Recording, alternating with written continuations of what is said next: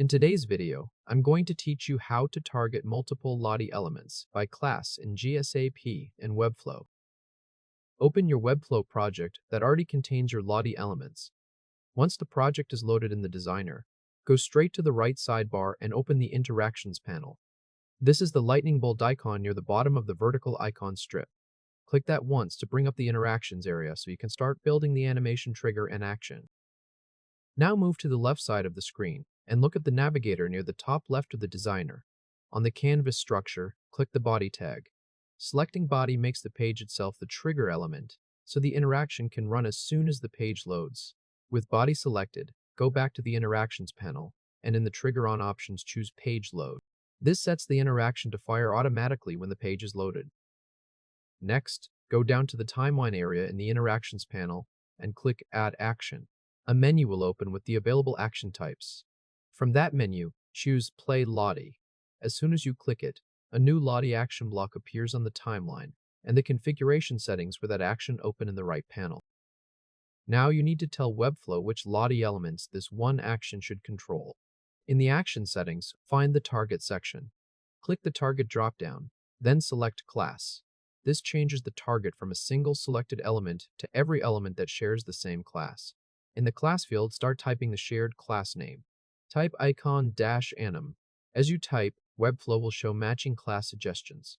When you see the class name you created, click that suggestion to apply it. At this point, Webflow may display a warning.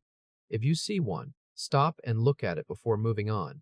That warning appears if the class is also attached to something that is not a Lottie element, or if the Lottie files using that class are not using matching sources. The action needs a clean shared class setup, so the class should only be applied the way the warning expects before you continue. With the target set to the shared class, configure the playback values. In the Start Frame field, enter 0. This tells the animation to begin at the very first frame. In the End Frame field, use the last frame of the animation. Webflow usually pre-fills this field with the native frame count from the Lottie file, so leave that value exactly as it appears. For duration, enter 5 seconds. This gives the animation a clear playback speed that is easy to see on screen.